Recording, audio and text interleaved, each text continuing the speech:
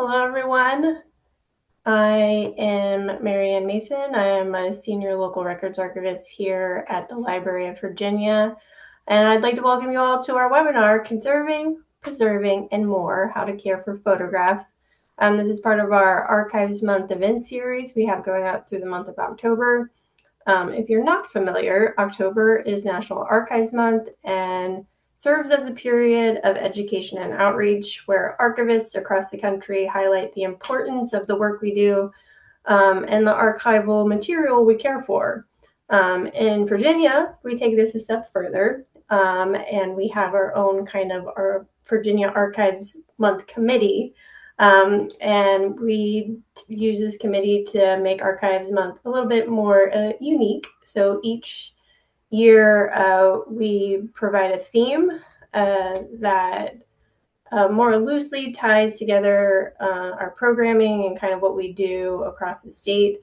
So our theme for Archives Month 2025 is Oh Snap, Photography and Archives. Therefore, the majority of our programs and resources this year focus on the history, importance, and care of photography and photographs in general. You can access these resources, including our 2025 Preserving Your Photographs Guide, as well as a list of other Archives Month events on our Virginia Archives Month 2025 webpage. And we will put that link in the chat for you all.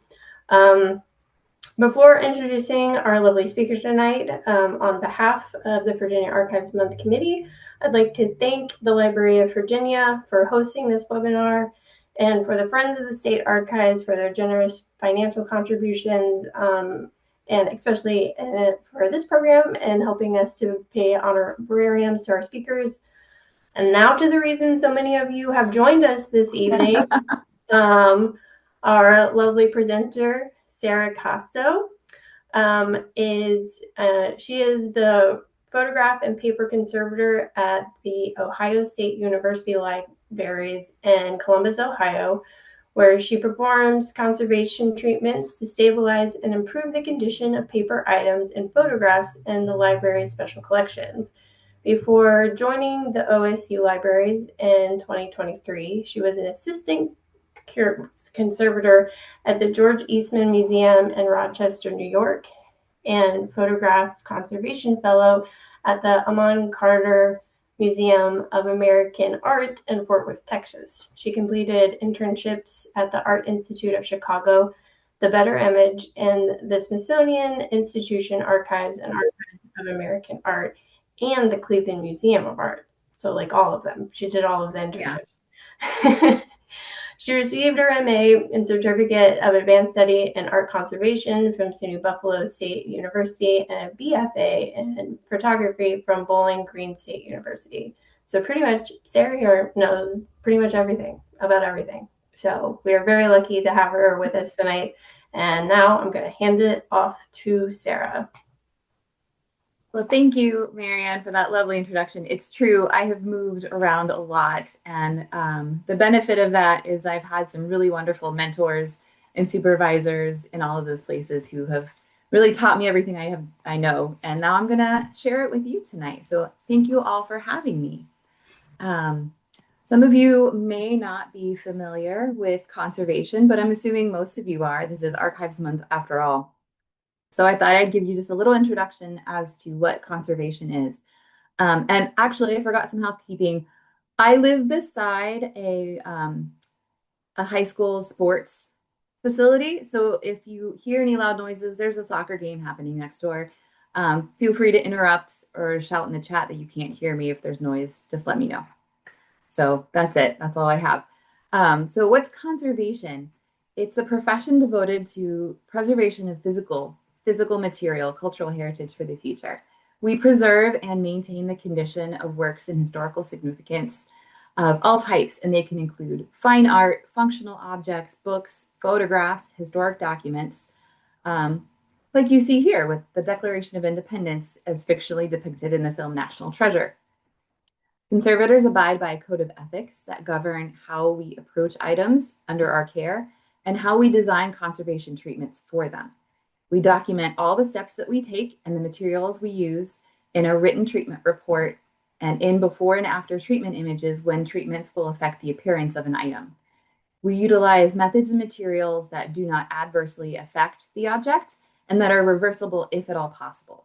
We do not subject historic documents to lemon juice and heat to reveal suspected secret maps, even if we are wearing gloves. So you probably know already that the handling of national treasure, the handling of the Declaration of Independence and this pop-up culture icon is the opposite of what I do as a conservator. So as Marianne said in my introduction, I did complete my master's in conservation at SUNY Buffalo State in 2017. And all of my training included art history. So what types of art were made, when and where, studio art, how to create items that are found in collections, organic and inorganic chemistry, which most people are surprised by.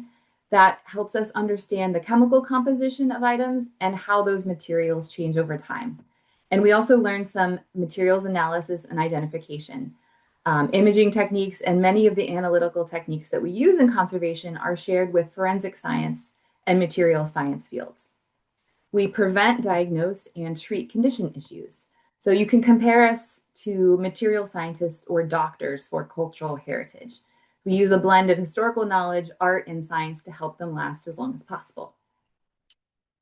So while I have held all these positions in Fort Worth, Texas, and Rochester, New York, Chicago, and Ohio State, I am using many examples of photographs that I have encountered at those positions in the past, but I'm not representing my current or former employers this evening. I'm here tonight in my personal capacity as a conservator, and a lot of these examples I have shared in previous presentations. So how to expect from me tonight? I'm going to start by describing the basic structure and common material makeup of photographs, share some common examples of photograph deterioration, show you some of the most common conservation treatments that I perform, and finally give you guidelines for handling, storage, and display that will hopefully empower you to do some preventive conservation care for your own collections. And then, of course, we'll have questions at the end. So why does a conservator need to specialize in any type of object, let alone photographs? Because the materials that photographs are made of and how they are made will vary widely between photographic processes. A non-comprehensive list of some of the most common materials appear on the slide. There's not a quiz, but I just wanted to show you that there's a lot of materials that I can encounter. A photograph is an image made by the chemical interaction of light energy and a light-sensitive material. And that can be silver halides in a photographic film in a camera, or the CMOS sensor in your smartphone. Generally, most, but not all, photographs have an image binder, sometimes called the emulsion, which holds the image material on a support. Photographs can range from daguerreotypes on polished silver plates to inkjet prints on plastic-coated paper and everything in between. So we use this to name the prints. The ubiquitous black and white photograph that we're all familiar with is usually a gelatin binder with silver image particles on paper. So we call it a gelatin silver print. That's where we get these naming conventions. Photographic prints on paper can have a 1, 2, or 3 layer structure. These images I'm showing you are a magnified cross-section of the paper support. So it's like you cut the slice of paper on this end and you're looking at a layer cake of paper fibers and then the image layer on top. And these are from a really great online resource called Graphics Atlas, which Library of Virginia has put on their resources page for this Archives Month. So first we're going to start with a 1-layer photograph. It has no binder at all. The image particles sit on and within the top layer of paper fibers, and they remain visible through the image. This makes the image particles particularly vulnerable to external influences because there's nothing protecting them from the outside environment. Examples include cyanotypes, salted paper prints, and platinum prints. 2-layer photographs have an image binder that contains the image particles just above the layer, the paper layer. So you'll be able to see the paper fibers, but if you look under magnification, it looks like there's a little bit of a coating with the image above the paper. The most common example is an albumin silver print, and those are pretty common throughout the 19th century. Finally, 3-layer photographs have a white pigmented layer between the image layer and the paper support that's called a baryta layer. That covers the paper fibers and it provides a smooth white surface that results in a sharper image with better contrast. So examples include gelatin silver prints and chromogenic prints, those color photographs we used to get from 1 Hour Photo. Or maybe we still do. So as a photograph conservator, it's important to correctly identify and consider the chemical makeup of these layers when planning a conservation treatment. I need to understand how these materials will interact with external forces, including anything that I might introduce during a treatment. So for example, that albumin silver print in the center, it's really prone to forming fine cracks in the binder layer when exposed to excessive moisture. So I might choose to use ethanol instead of water during treatment to control the amount of water.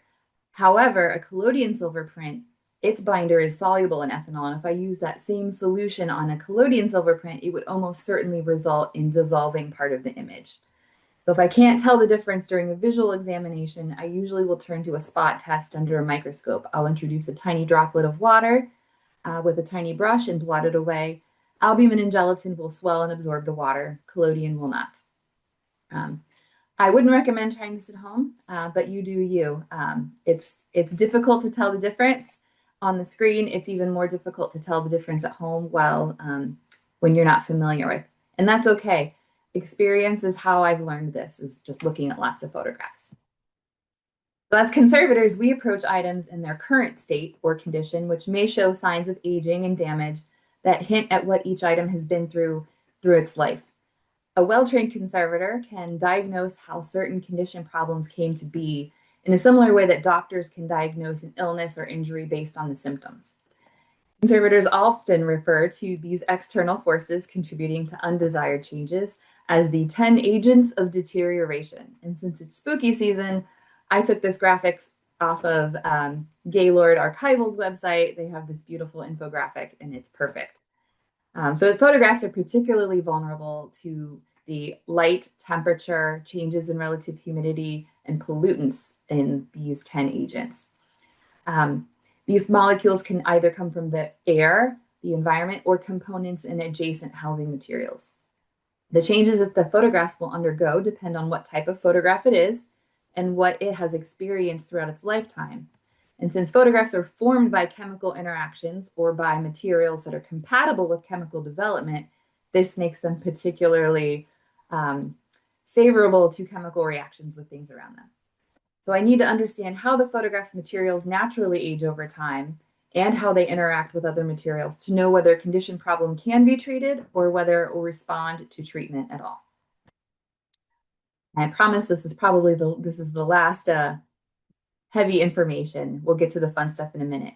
Rather than the 10 agents of deterioration, I like to break down the most common types of deterioration in photographs as physical, chemical, or biological. That's really easy to me to understand.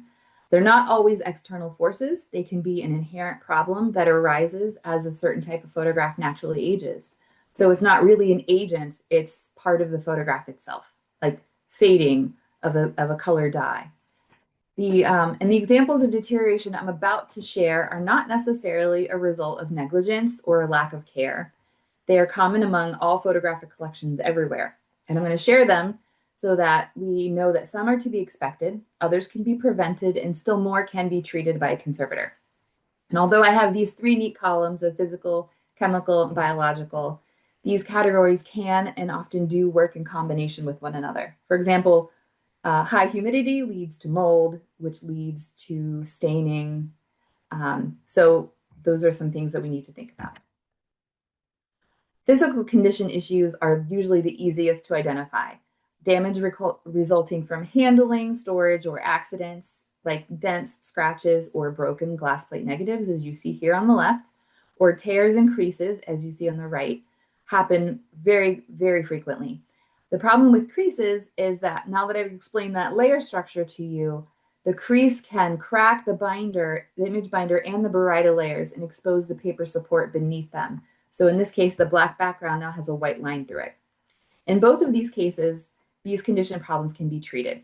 But before conducting a treatment, I always discuss treatment options with the curator, librarian, or other staff member responsible for the collection to determine the best course of action And then I write a written treatment proposal for them to review. So they know exactly what I'm going to do. And then I also have a plan. So I don't just go into it blind.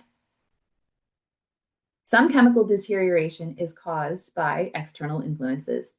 On the left, it might be a little hard to see on your screen at home, but this gelatin silver print has faded since it was first printed. The photographer retouched the sitter's eye here with this small arrow with graphite to add detail to her expression. But factors such as light and pollutants or fluctuations in relative humidity has caused the silver image to become warmer and lighter over time. The graphite retouching is made from carbon, so it has not changed color or intensity, and so now it appears darker than the rest of the print. So that can give us a hint as to what the print might have looked like when it was new. On the right, this is a photomicrograph, which is a photograph through the microscope of a detail of how oils or other residues have caused selective fading in a gelatin silver print in the shape of a person's fingerprint. So I always wear nitrile gloves to prevent my own fingerprints from causing issues like this in the future.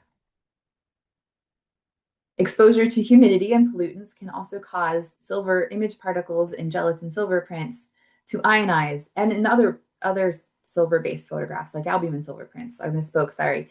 They will ionize and migrate to the surface where they reduce back to a metallic silver and they form a very fine silver layer on the surface of the print that reflects light like a mirror. So we call that silver mirroring.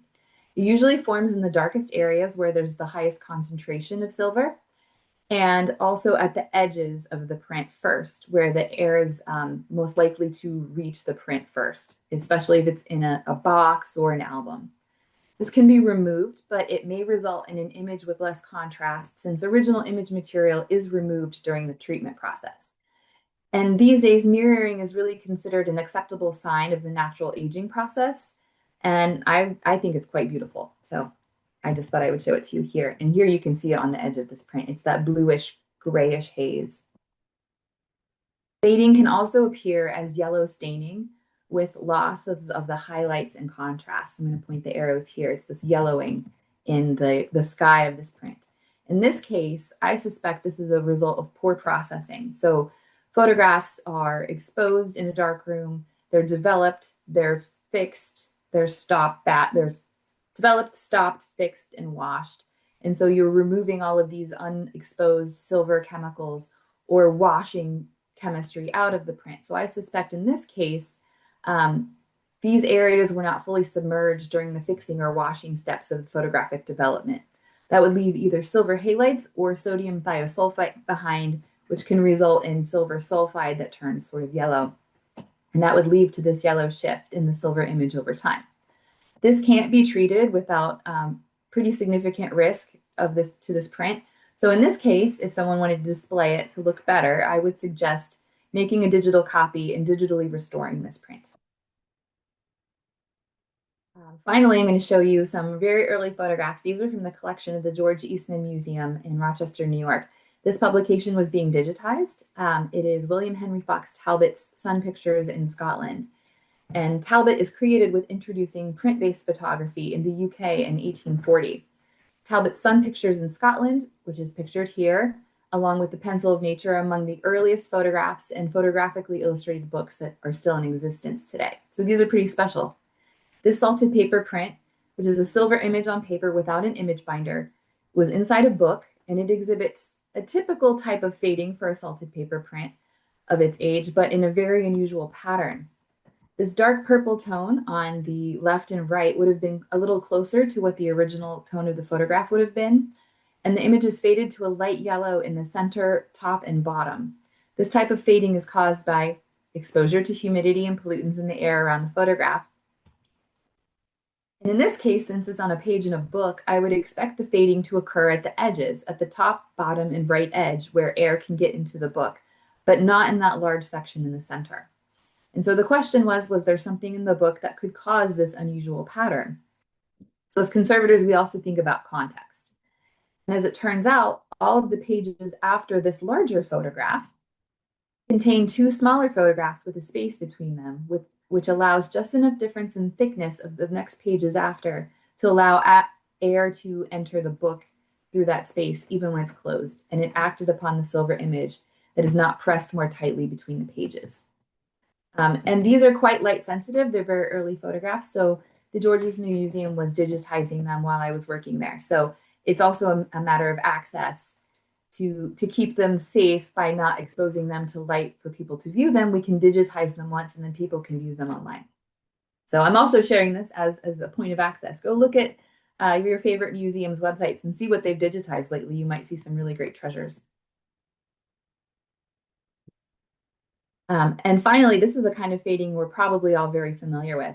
This arises from inherent vice, which means that the problem arises from what the photograph is made of, what it is made of. So this is a chromogenic photograph, and the dyes that are suitable for photographic chemical development in the chromogenic process are not necessarily the most stable as they age over time.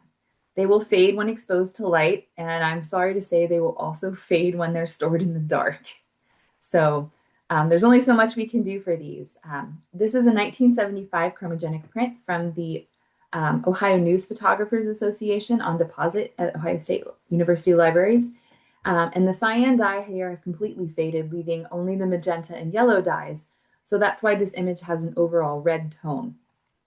The degree of fading, though, is evident in these tiny gray dots that you can see in the sky. And these are spots of retouching that the photographer did in the background of the image. So the material that the photographer used for retouching did not fade at the same rate as the photograph. And that gives us, again, a good idea of what the original color would have been. And sadly, this is kind of the expected condition for a 50-year-old chromogenic photograph that would have been stored pretty close to room temperature, which would be 70 degrees Fahrenheit and about 50% relative humidity. So in institutions and large collections, cold storage is recommended for both color photographs and photographs on plastic supports like negatives, slides, and motion picture film, because they're going to inevitably deteriorate over time because of the materials that they're made from. Cold storage will slow down this molecular action so that instead of 50 years of it becoming this red photograph, if we had put it in cool storage, which would be about 60 degrees Fahrenheit, it would have taken about twice as long, about 100 years, for it to reach about the same degree of fading. So it doesn't preserve it forever, it slows down the deterioration. Biological deterioration is a little different. It also is related to the environment, however. It forms in dark and humid environments and can cause staining and fading in photographic prints. Mold can also render organic image binders soluble or digest them completely. So if something's been wet for a while and it's been exposed to mold, if you try to clean it, the image binder might just completely wash away or be removed from the paper. And mold's everywhere in our environment, which is kind of scary to think about. And that's why we focus on preventive conservation efforts, such as maintaining moderate and steady relative humidity levels to keep it from forming. And we also like good air circulation, check on the collections periodically. These images of mold are highly magnified. I don't know if you can see, there's a scale bar on the left of 1 millimeter. So these were taken through the microscope, and I was able to remove them through treatment by looking at them under the microscope and doing small, very small actions. Insects also love to eat photographs, and they love dark, still, undisturbed places as well. And they like to eat photographs because they're made from protein-rich binders and cellulose-based paper supports, and they're very tasty. And this photograph of the OSU library is an example of extreme insect grazing, where an insect has come up to the edge of this photograph and started eating the gelatin layer. It's most likely a silverfish based on these little wormy patterns. But it's interesting to see that it ate the topmost gelatin layer, but it didn't eat the baryta layer due to its barium sulfate content. So they're selective grazers.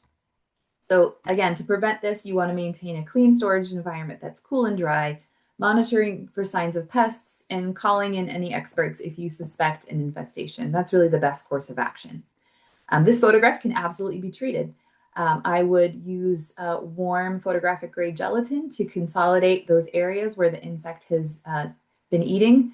And then I can in-paint them with high quality artists' media, such as watercolors or pastel pencils. So far I've talked about print photographs, which are very different from a cased photograph. we talked very briefly right before we started the presentation, before you all came in. These are some of the earliest photographs that were made, and they are not on paper. They are on metal or glass plates. They're housed within protective cases made of wood, leather, fabric, paper, or early plastics. And inside the plate package will consist of the photographic image plate beneath a brass mat, behind a protective cover glass, sealed at the perimeter with paper tape, and with a brass preserver wrapped around it. And so I've given you an exploded view on the right of all of those components and how they sit into the case. And then that whole plate package is inserted into the case. There's very little paper involved at all. So when you call a paper or a book conservator to come look at your photograph collection, and they have a lot of case photographs, oftentimes they'll say, I'm in over my head. This is not paper at all. And I can't really blame them. So I'm happy to be the expert that gets called sometimes. Case photographs, unlike many prints on paper, are unique one-of-a-kind images. There's no negative. Each image is the plate that was sensitized and placed in the camera to record the photograph. If you're making a copy of one of these processes, you are photographing it and reprinting it, which has happened. There are daguerreotypes, copies of daguerreotypes. There are ambrotype copies of daguerreotypes. The three most common image plates to find in a case are the daguerreotype, the ambrotype, and tintype, and they look identical, I'm sure, to all of you on this screen. All three may be hand-colored, most commonly with some pink blush added to the cheeks of the sitters. And ambrotypes and tintypes are usually varnished to add a protective layer to the image. And they're going to look identical. They're very different. Daguerreotype is on silver, ambrotype's on glass, and tintype is on metal. So the daguerreotype was first commercially available. It was the first commercially available form of photography, introduced in France by Louis Daguerre in 1839. And it's a photograph on a copper plate covered with a layer of finely polished silver. The image consists of, are you ready? Gilded mercury silver amalgam nanoparticles. It's like a nanoscience from the 1830s. It's amazing. And it forms on the surface of the plate. And the image particles actually form the image by scattering light, while the polished plate forms shadows. And it's really easy to view it while wearing black or reflecting it against a black background. It's the easiest of the three to identify when you're looking at it in person because its polished silver surface will act as a mirror. They're best viewed when wearing black. And here I'm giving you an example where on the left is the same image. It's reflecting a piece of black card that I'm holding up against myself. And on the right, with just a slight change in angle, it's reflecting my face like a mirror. So once you see one in person, if you've never seen a daguerreotype, they're really beautiful, intimate photographs, but you'll be able to identify one if you've seen one in person after that. There's nothing binding these image particles to the daguerreotype plate, so they're incredibly fragile photographs, and that's why they're placed in cases behind cover glass. The image can be easily rubbed off or scratched away. And this example on the left, someone has purposefully and aggressively removed the figure on the right. And the actual photograph on the right has a lot of scratches and abrasion because it was found without any case or cover glass at all and was placed in its current case by the collectors to protect it from here on out. This daguerreotype is in the collection at the Amon Museum in Fort Worth, Texas, and it was removed for its case to be photographed as a bare plate and have its glass cleaned. And this is an example of how reflective it really is. On the left, it's in normal light. That's how you would normally view it. And on the right, it's a specular light. It's reflecting the light source back. And you see it in the negative. And it also allows us to really correctly document all of these thin film tarnish products that have formed around the perimeter. So you're thinking silver tarnishes. That's why they're in these protective cases with sealing tape around them. And this tarnish often will obscure a lot of the image that you see. Over time, there used to be a lot of cleaning of daguerreotypes early on in the field of photo conservation. And over time, we've learned that many of those treatments to reduce tarnish are very successful right away. They look beautiful, they're wonderful, but over time, they haven't aged quite so well. They can result in very unusual new deterioration symptoms that can form, years or decades later. So now the approach as a conservator, especially for me at an institution, is that less is more. Um, Usually with case photographs, I'm carefully handling them and doing some imaging, maybe cleaning the glass. And that's pretty much what I will do because um, do no harm is also sort of a conservator's motto. We can, however, do more than just visible light imaging. Using ultraviolet or infrared radiation, some imaging techniques can reveal information we can't see in the visible wavelengths.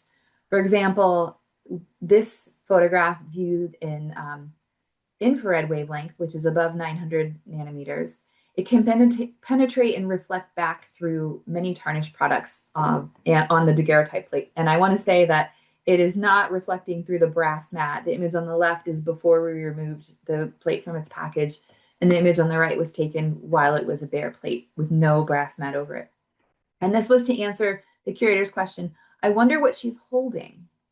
In this case, we were able to not only identify that the item in the sitter's hand was a fan, but also see a ring on her index finger that was obscured. And this is a rare case where we do know this sitter. She's an early Texas pioneer named Sarah Lillian Harding. And this was going to be part of an exhibition. And so this imaging was allowed to answer a question that the curator had without any conservation treatment at all. So like I said, usually we will clean the glass and reseal the plate package. Sealing the plate package with tape will minimize the encroachment of humidity, pollutants, and foreign particles into that microenvironment that's between the image plate and glass, where the silver image can easily tarnish. Most of the plate packages in the collection at Ohio State were unsealed and photographed by the original collectors for research or publication. And some have been resealed using conservation-approved materials by staff members like me. Some have remnants of their original sealing tape that would have been applied by the photographer on the back, and others have been resealed by unknown, well-intentioned people in the past. Fortunately, even though these are largely unsealed, they're stored in a stable environment that doesn't have fluctuations, so we know that they are protected until we can get around to doing this project. The amber type was introduced in 1852, and it's on glass. It's a collodion silver image on glass, and it would appear as a negative without the black background, black lacquer or velvet or paper behind the plate, or sometimes the glass itself is a deep red or purple.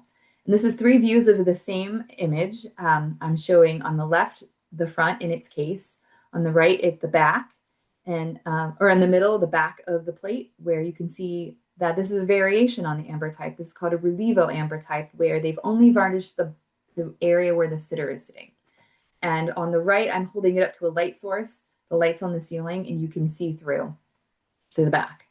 So this is called a relievo amber type because it looks like the sitter is in relief. But I hope this can illustrate that you can see that this is actually on a glass support. And finally, a tin type is also collodion silver, except it's not on glass. It's on a thin sheet of lacquered iron instead of glass. And the tin type was patented in 1856 right here in Ohio. So that's my fun fact. On the right's an extreme example of flaking of the image layer from the iron support. This type of flaking can be caused by rust on the metal plate, collodion or varnish applied too thickly, or extreme frequent humidity fluctuations. So again, this is all about housing things properly.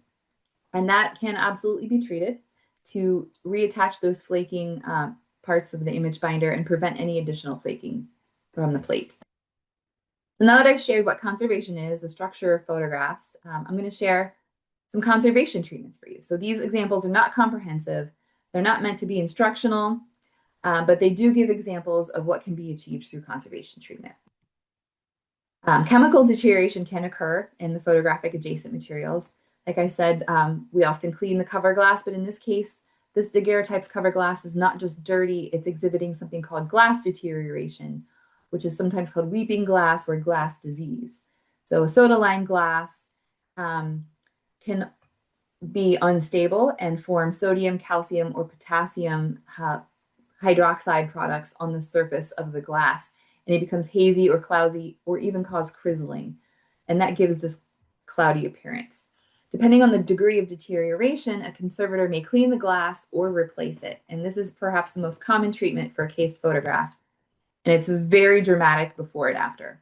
It's a very simple treatment if you know what you're doing, because it doesn't involve the plate at all. And I have to thank the digitization professionals at the libraries for these for this fantastic image. When it comes to print-based photographs, the most common treatment I recommend and conduct is surface cleaning. So surface dirt can contain materials that damage the image or the paper, and they can attract more dirt, humidity, pests, and affect the tonal range and clarity of the image. If there are any structural repairs to be done, like tear repairs, that dirt can become embedded if it's not removed first. So the method and materials used to surface clean will be determined by the type of photograph, its condition, and the type of surface grime.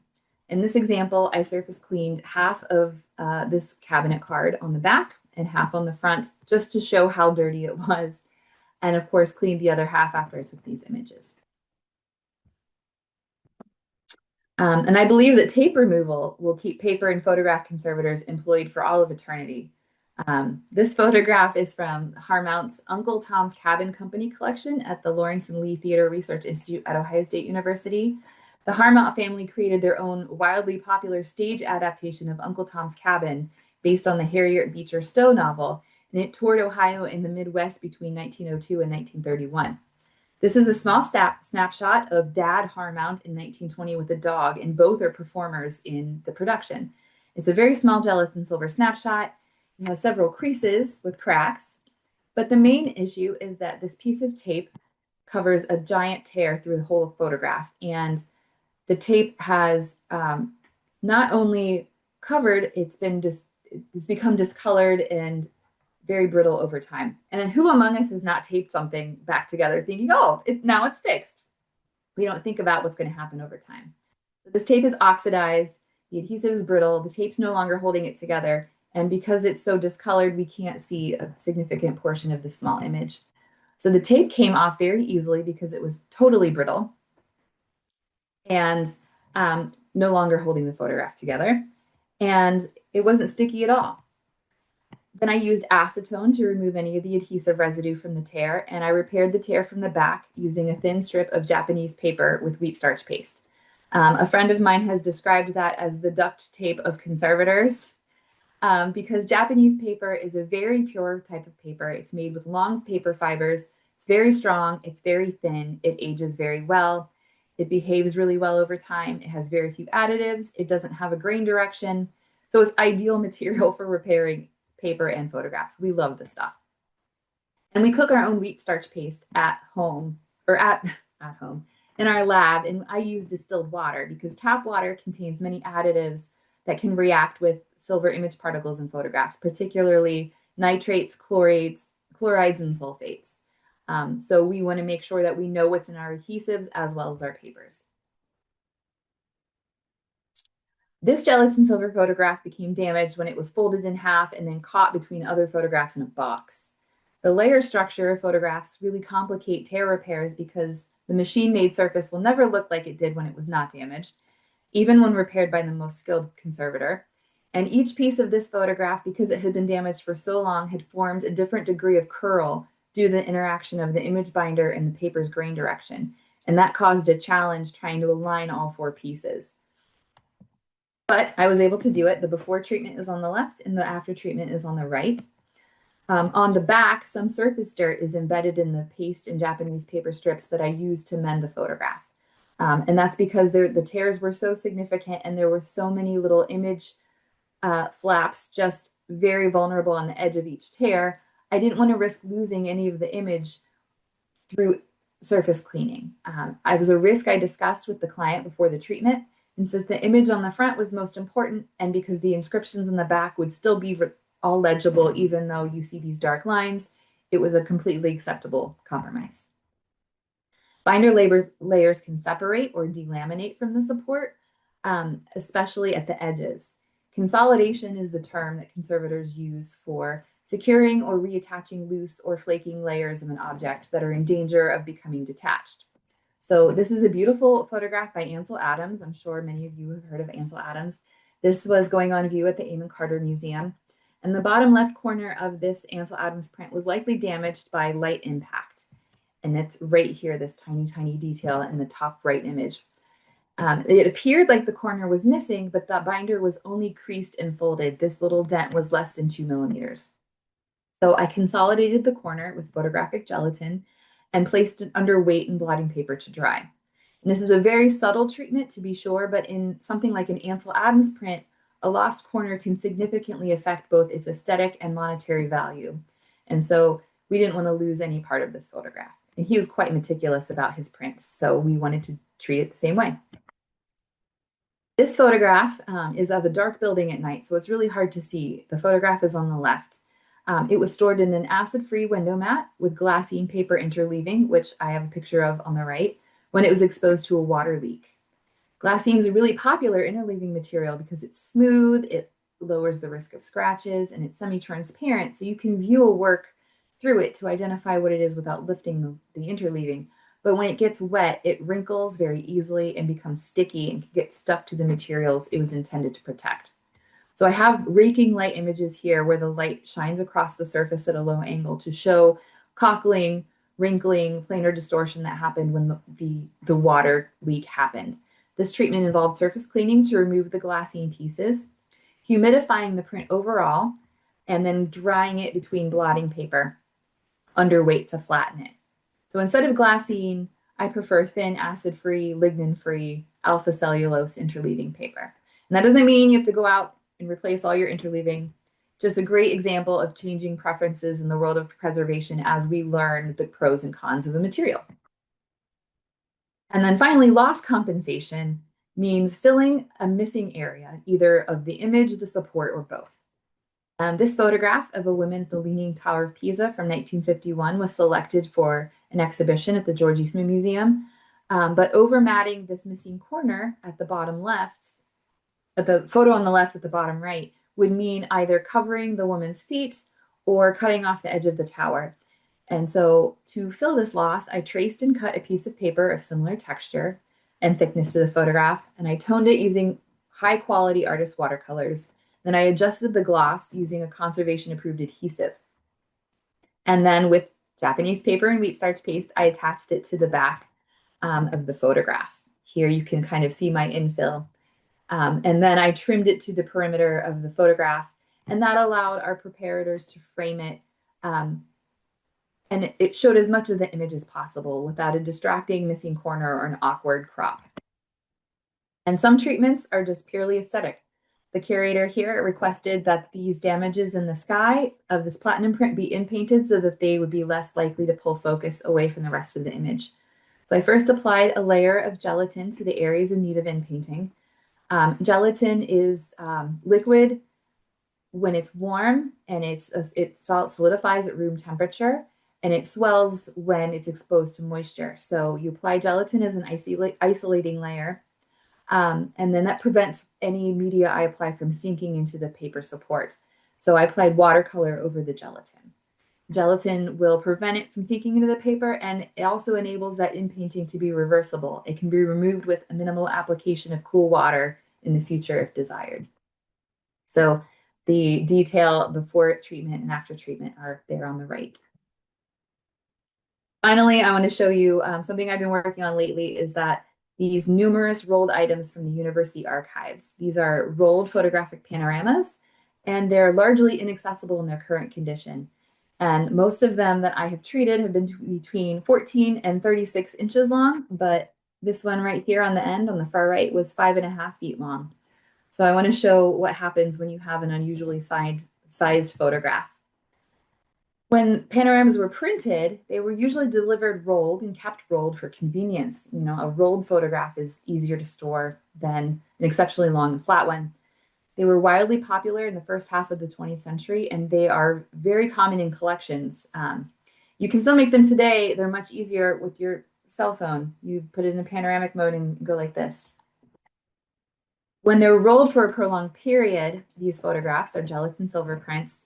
The preferential curl of the photograph's layers of paper, baryta, and gelatin image binder are quite strong. So when a panorama is unrolled and forced flat without conservation treatment, the tension can be so great that the photograph will attempt to re-roll itself, and you'll get these severe creases like you see here. It's a very common condition problem with rolled photographs. and they can be treated. So to prevent this, when viewing a rolled panorama, don't unroll it all at once. Instead, carefully unroll only a small portion at a time and just handle it like a scroll from one end to the other. So the appropriate treatment for flattening is humidification and flattening. And again, don't try this at home.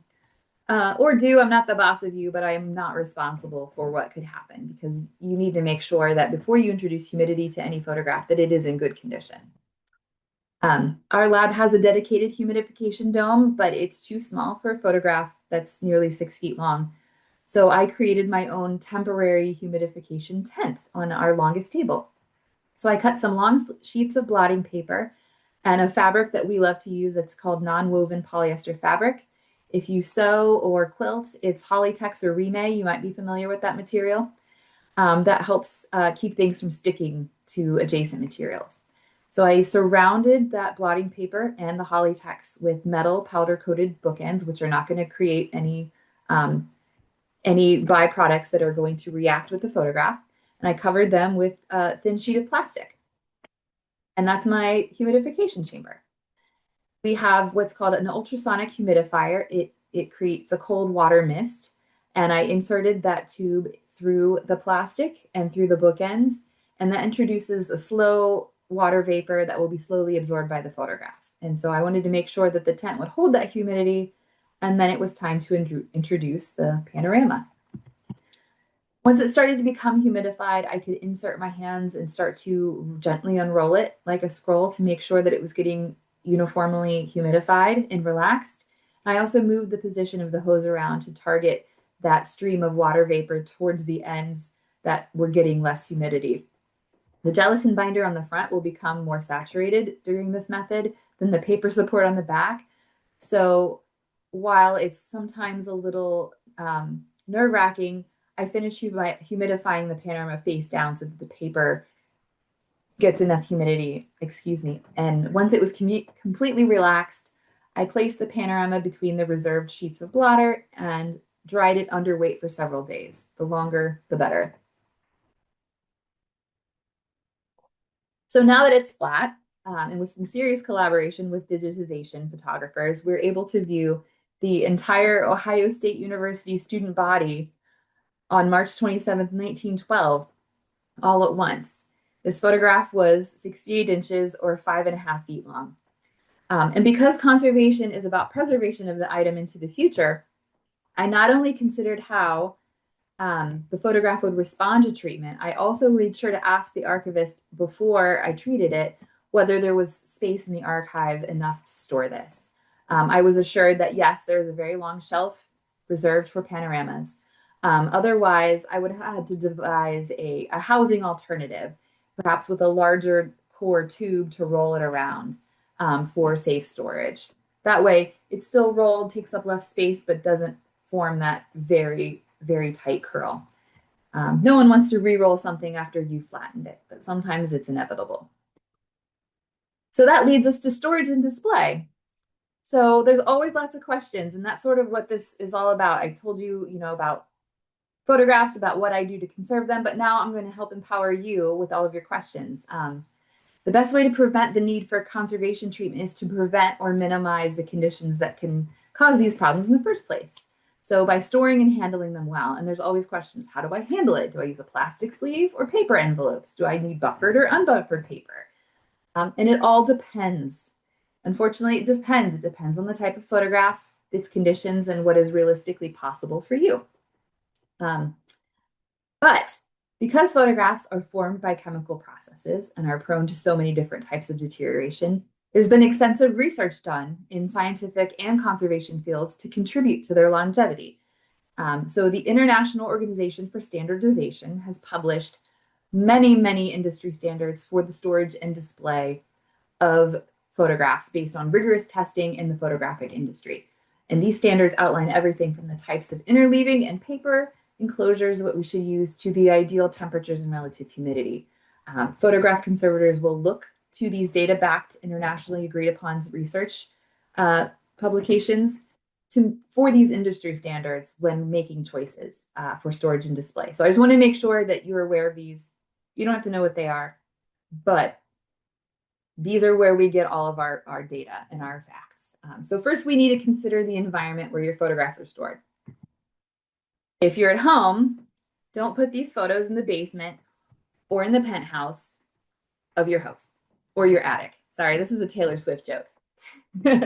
So don't put them in the basement, don't put them in the attic, don't put them in the garage. But seriously, just avoid areas that are prone to damp conditions, that experience wide swings in temperature and humidity, and places that might be vulnerable to pests. Think dry, cool, low light, and clean. An interior closet is generally a good idea, but not your pantry.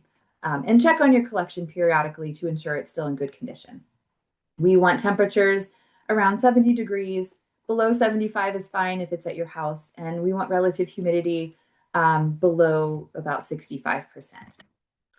Although some benign neglect or even complete abandonment has been known to result in some very unusual preservation. I lived in upstate New York in 2021 when this story broke. The remnants of the early 20th century photography studio of a Geneva, New York photographer named J.E. Hale was discovered in a sealed attic. It included cameras, chemistry, backdrops, and even famous portraits of Susan B. Anthony. And this is the exception, not the rule. The level of preservation of many of these items was incredible given the location and length of time that it had been just completely neglected. So much of this collection was successfully cataloged, cleaned, and sold at auction. Not by me, but I love a good art find. So after you find a suitable environment to store your photographs, we move on to enclosures, which are outlined in another very useful ISO standard for albums, framing, and storage materials. ISO 18902 is summarized beautifully in a document from the Image Permanence Institute, which provides many valuable resources on their website, including this two-sided guide. And I believe we're going to send the link at the end of the presentation. There's also a QR code here if you want to take a screenshot and look it up for yourself. It gives a great summary of what this ISO outlines. I will give you a basic summary though here so you can care for your own collections at home. I think they're all pretty intuitive, but if not, I hope they're easy to remember. So first, storage. Those of you who are working in archives or collections or special archival materials or special collections, you might not realize you are already familiar with one of these ISOs. It outlines the photographic activity test, or the PAT, for enclosure materials. Material manufacturers can submit their materials to the PAT, which explores chemical interactions between photographs in a given material after prolonged contact. The test sandwiches the material in question, whether it's a sleeve, an envelope, or another enclosure, with stain and fade detectors to determine whether enclosures will induce these changes in color in black and white photographs. So you will sometimes see paper sleeves, interleavings, or boxes and other enclosures that are advertised with passes the PAT or PAT approved. That means that manufacturer has submitted the material to the test and it has passed. But it's expensive, so not all manufacturers will bother to test their brands. But a material that passes the PAT is usually quite trustworthy. In addition to the PAT, here are some general guidelines for choosing envelopes, interleaving, sleeves, and scrapbooks. For plastic enclosures, you want to choose polyester, which is also known as the brand name Mylar or Melanex in the UK, polypropylene, or polyethylene. You never want to use PVC. It's polyvinyl chloride. Chlorides will not be kind to your photographs. Paper enclosures are usually better because they allow air exchange. Photo-safe and acid-free are not always a safe bet. Acid-free means it's acid-free at the time of manufacturer. It doesn't mean that the material won't become acidic over time. Instead, look for PAT passed or for both acid-free and lignin-free paper. If it says alpha cellulose, that means it's been purified, and that's probably okay too. And I'm not going to talk about negatives in this talk. That should be a whole other talk. But if you have old negatives, that might be cellulose nitrate or cellulose acetate. Those are really prone to deteriorating over time, and you shouldn't store those in plastic. You should store them in paper. Paper will start buffering the acids that they give off as they age, whereas plastic tends to trap those materials and cause them to age faster. Shoe boxes, wooden boxes, poor quality folders, we all have them and we all use them. We have all encountered or have at home boxes that might look like the one on the left, but it's probably not good quality if it's brown or feels brittle. If you keep photographs in plastic bins, make sure that they don't form condensation as temperatures shift during seasonal changes, and open them occasionally to allow air circulation. So on the left, not a good example. On the right is a newly processed and rehoused collection at an institution. For comparison, I think at home, none of us can really strive for that kind of high quality. It's expensive, it's tedious, but if you work in an institution, that's a very nice thing to see. Handling. Handling photographs is really key. Use clean, dry hands or wear nitrile gloves. At my institution, I always wear gloves when I'm handling photographs.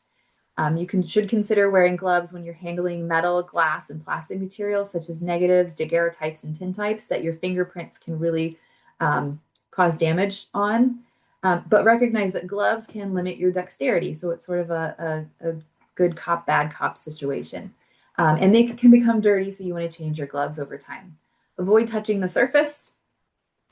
Hold it from the edges or from the back whenever possible, or pick it up by its housing materials. Use a clean, dry, organized work area. Don't use paper clips or rubber bands. They can get stuck to or cause scratches on your photographs. Don't use tape or sticky notes to label anything. And be cautious when removing dust. You can scratch the surface of a photograph. And just be careful and ask for help when moving something that's large or heavy, especially with anything that's glass, like glass plate negatives. Labeling. Labeling, I get a lot of questions about labeling. Whenever possible, my policy is don't mark on the photograph unless you absolutely have to. And if so, use a soft graphite pencil. Number 2 is number 1. And write near the edge on the back of the photograph. Put the photograph against a hard surface and press lightly so you don't create an embossment on the back that shows through on the front. If marking your own photographs, you can use the same thing. If you have to use a pen, for example, if you're using a chromogenic print that feels very waxy or plasticky on the back, you can either use a much softer graphite pencil like 4B, 6B, but those can sometimes smear. So use an ink pen like a Pigma Micron. This is my last resort. I don't like that I'm recommending this, but people want to know. So I'm going to tell you, this is what I would tell you if you absolutely have to. You look for a pen that doesn't run or bleed or fade or strike through. It runs through from the back to the front. You've got to think, if I have a flood, if the roof leaks, whatever I write on the back of this photograph in ink is now going to bleed onto the front of the photograph it's next to. So you just have to think about the risk. If they're your own photographs, consider putting name, date, location, event, or label the enclosures. Here I have an image of Betty and Harky. They're in a photo album with photo corners, which I love, and the inscription is right next to the photograph. So we know who these people are. We know that where they were and when they were. Thrift stores and antique stores are full of orphaned relatives that no one wrote down who they were. So keep those identities close. And for framing, use high quality cotton rag mat board. It means it's made of alpha cellulose or cotton fiber. It will age very well. You can use corrugated board, like cardboard, if it's the archival blue board type. Avoid adhesive, so use paper or plastic photo corners, or consult someone who has conservation framing experience to add hinges. And use spacers to avoid the photograph from touching the glazing. Photographs can get stuck to glass, and the longer they're stuck to the glass, the harder they are to get off the glass. And finally, if you can, use UV filtering glazing, because all light is energy. All light will cause fading or deterioration, but UV is the most energetic. Speaking of light, when you display things, display photographs, they can be extremely light sensitive. So avoid strong and direct sunlight and avoid permanent display. This is the only photograph of your grandmother. Have a copy made and hang the copy on the wall in a frame and responsibly store the original. And now you have a digital copy. That's nice too. But be aware this is a do as I say, not as I do situation, because I, as a conservator, have very large south-facing windows that are very sunny in my living room. And I have several of my own photographs, including this Polaroid, which is a one-of-a-kind print that I made in 2012, hanging on the wall opposite those very sunny windows. Are they exposed to a lot of sunlight? Absolutely. Do I enjoy that they're on my wall and I get to look at them every day rather than having them stored away to make sure they don't fade?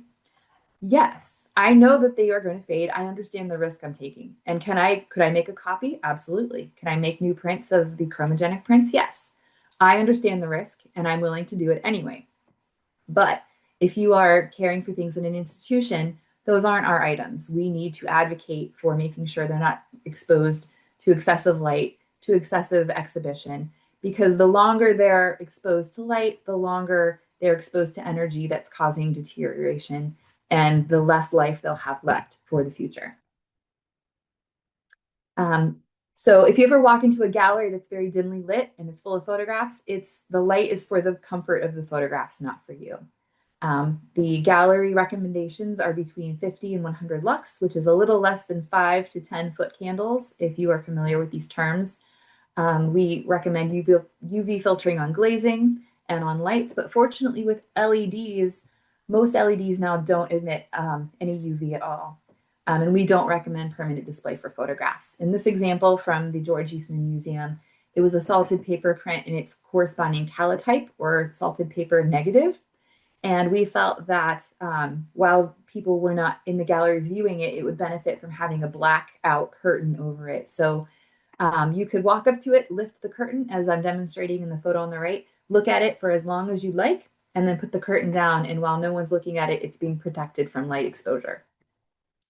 If an institution has really bright lights, they may not have a policy, or they have permission to show things very brightly. So don't judge institutions on their light levels.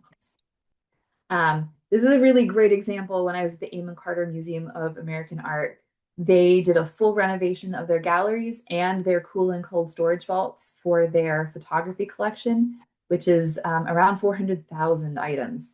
And so I just wanted to show you what some of the state-of-the-art compact storage of a cool vault looks like. The cool vault was 60 degrees Fahrenheit and 40% relative humidity. And the cold vault was 20 degrees Fahrenheit and 30% RH with a vestibule between the two. It's really lovely. If you're a museum or an archives person and you are traveling through Texas, call them up and ask if you can have a tour. Usually they'll be pretty cool about it. And finally, I just want to say a word about emergency preparedness and response. I'm a member of the American Institute for Conservation, and we have a group called the National Heritage Responders, and they serve the needs of cultural institutions and the public during emergencies. They assist with disasters through coordinating efforts with first responders, state agencies, vendors, and the public.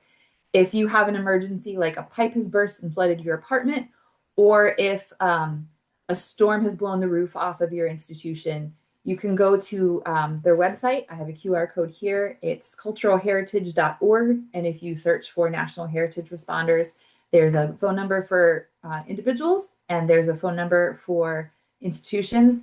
And if you are an elder millennial like me and you don't like calling people, there's also a link that you can fill out a form online. We are there to help. This is the American Institute for Conservation. It's a global network, but primarily North American conservators who are members of this institution. We have publications, resources, tip sheets. There's a link to consult a professional or find a conservator. And we have a beautiful tip sheet of how to care for photographs. And this link will take you to a page of how to care for all your belongings, furniture, paintings, glassware. This is a really great resource. And if you don't get this QR code, it's culturalheritage.org. It's a great resource. And I believe that Library of Virginia links to it on their Archives Month page.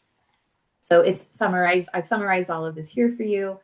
And I just want to mention again the amazing resources assembled by the Library of Virginia. This OSNAP is fabulous. I had a lot of this presentation already made up.